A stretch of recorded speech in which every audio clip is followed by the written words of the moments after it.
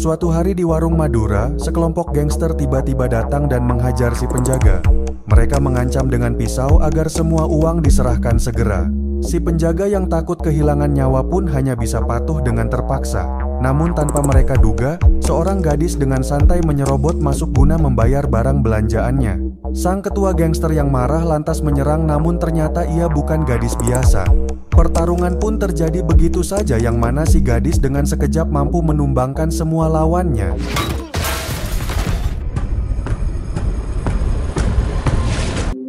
Sejak beranjak dewasa, Okja menjadi seorang introvert yang tidak punya banyak teman. Ia tinggal di rumahnya sendirian dan sangat jarang berhubungan dengan dunia luar. Hanya ada satu orang yang dianggapnya sebagai sahabat spesial, yakni seseorang yang malam itu tiba-tiba menelpon dan memintanya untuk datang. Ia mohon maaf karena akhir-akhir ini selalu sibuk dan jarang berkabar. Dengan perasaan senang, Okja pun langsung berangkat dengan lebih dulu membeli minuman untuk bersenang-senang. Setibanya di sana, bel kedatangan Okja tak mendapat jawaban. Ia kemudian langsung saja masuk, namun ternyata tak ada orang.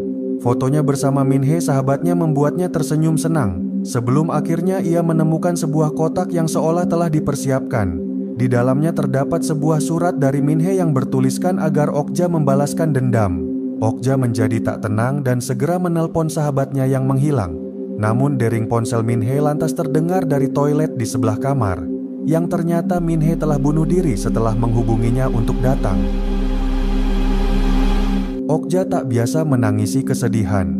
Ia hanya duduk di luar sambil terkenang akan awal mula persahabatan mereka dimulai.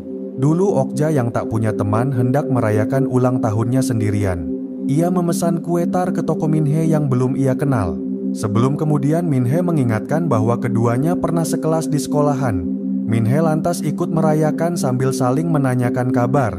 Dengan riang, Minhe bercerita bahwa ia sedang meniti karir sebagai penari balet profesional. Sedangkan Okja yang mulai terbuka berkata bahwa ia hanya kerja serabutan sebagai agen keamanan yang dirahasiakan. Sebagai satu-satunya teman, Minhe adalah segalanya bagi Okja. Ia harus menemukan sebab sahabatnya bunuh diri bagaimanapun caranya.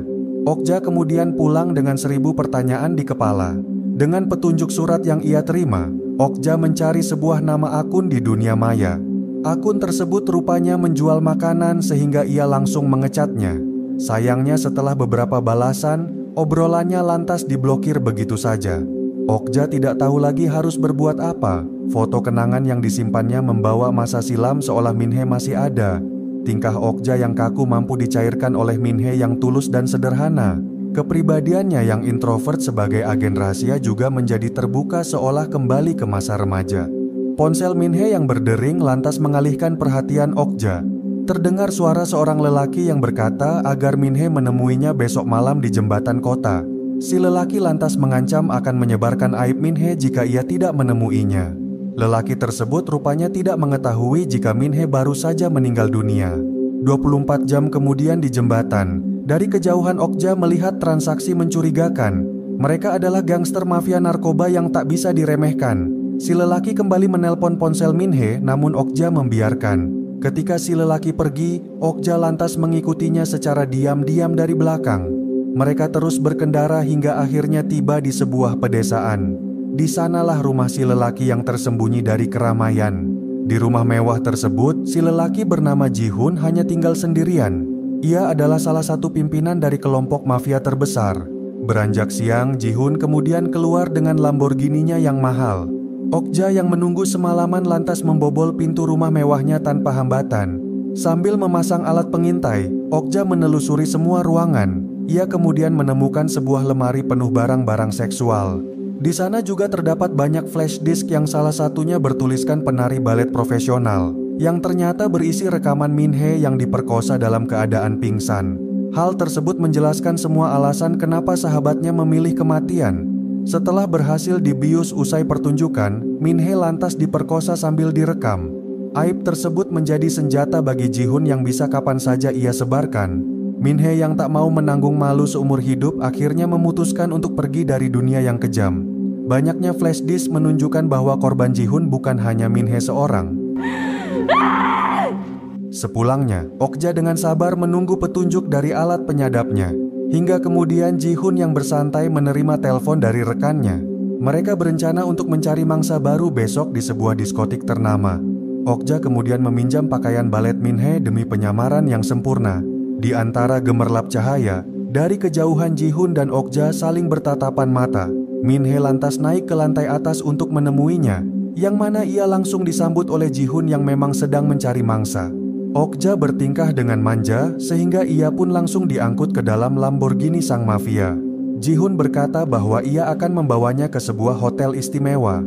Sesampainya, keduanya disambut oleh resepsionis yang berpenampilan tak formal. Ji-hun kemudian mengajaknya ke sebuah kamar yang sudah dipesan. Ketika mangsanya berhasil dibius dengan minuman, Ji-hun lantas bersiap untuk memperkosa sambil merekam korban. Dengan nafsu birahi kebinatangan, ia lantas meraba tubuh Okja di ranjang. Sesaat berselang, Okja pun seketika menyerang namun pisaunya berhasil ditahan. Ji-hun yang kekar lantas membanting mangsanya keluar ranjang. Pertarungan terus dilanjutkan hingga kemudian Okja berusaha menusuk leher lawan. Namun lagi-lagi ia berhasil dilempar oleh Ji-hun ke lantai. Demi membalaskan dendam, Okja pun kembali bangkit dan menyerang mati-matian.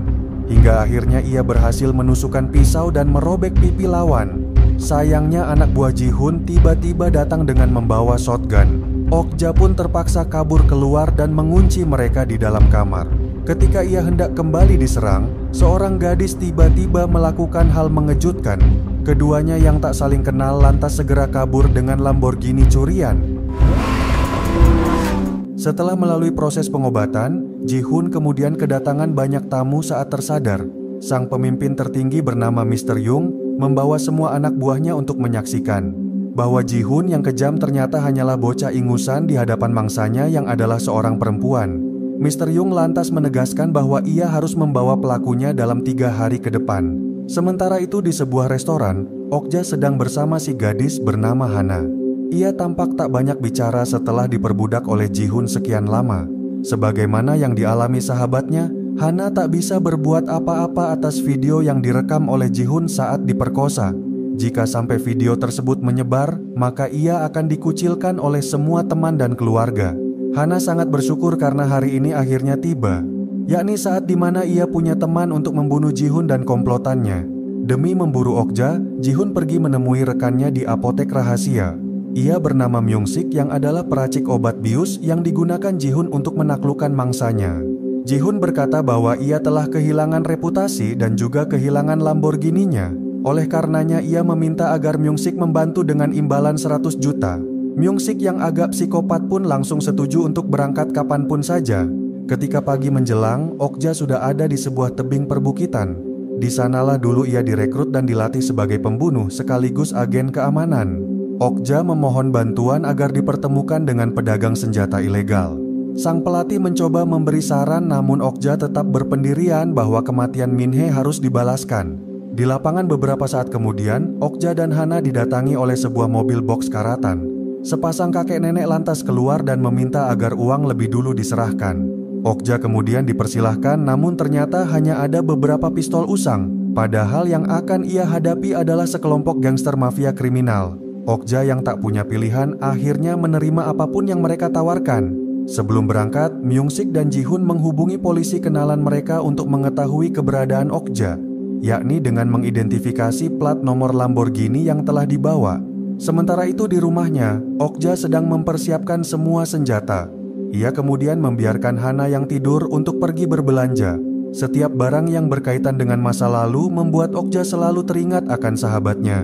Min-hye yang periang dan ceria senantiasa mampu membuatnya bahagia. Sepulangnya, Okja mendapati Hana sudah tidak ada di tempat semula.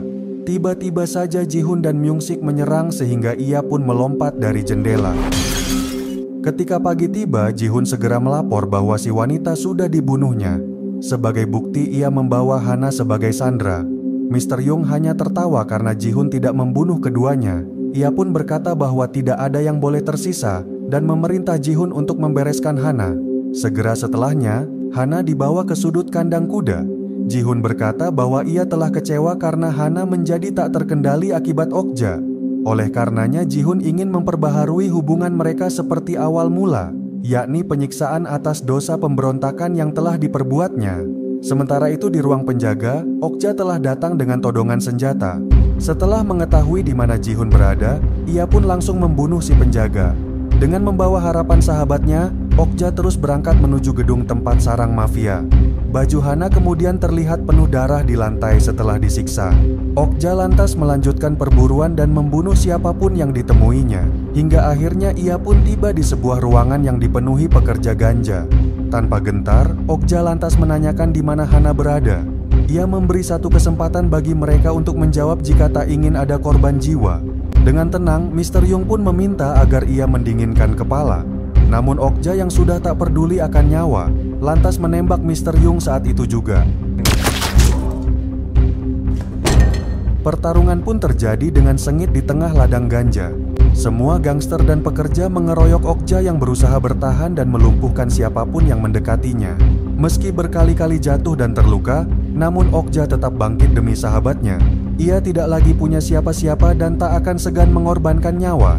Kematian bukanlah hal buruk baginya dalam perjuangan mengangkat martabat wanita. Hingga akhirnya tinggal Okja yang tersisa dengan satu anak buah yang tersandra. Okja pun memasukkan beling ke mulutnya lalu menghajarnya hingga tak bernyawa.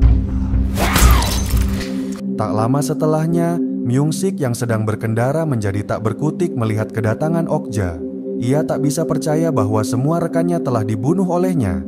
Melihat tubuh Hana yang tak berdaya, kesedihan Okja memuncak tanpa air mata. Namun tiba-tiba sebuah tembakan lantas menjatuhkannya. Rupanya Ji-hun yang pengecut telah menyerang dari belakang Okja. Myung-sik pun menjadi lega dan memuji rekannya. Namun Ji-hun yang menganggapnya tak berguna lantas menembaknya pula. Okja yang sudah tersudut kini tak punya kesempatan untuk menang. Untungnya Hana yang tersadar segera menembak sembarang, disusul oleh sisa peluru Okja yang lantas menumbangkan lawan. Keduanya kemudian membawa Ji-hun ke tepi pantai. Senjata pelontar api lantas disiapkan demi mengakhiri dendam. Sang gangster mafia tak bisa berbuat apa-apa selain merengek memohon ampunan. Ia berjanji untuk bertobat dan siap dipenjara asal diberi kesempatan.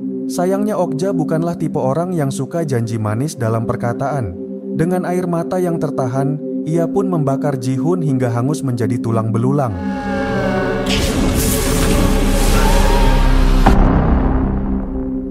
Di pantai tersebut, Okja pernah diajak menikmati senja oleh Min-hye yang lebih daripada teman maupun keluarga. Hidupnya yang pernah kosong tak bermakna menjadi begitu berwarna oleh persahabatan yang tulus dan sederhana. Beberapa hari setelahnya, Okja mengambil semua flash disk yang ada. Ia kemudian menemukan buku berisi jadwal agenda kelompok mafia yang berbeda. Okja pun langsung berangkat untuk melanjutkan misi dari sahabatnya.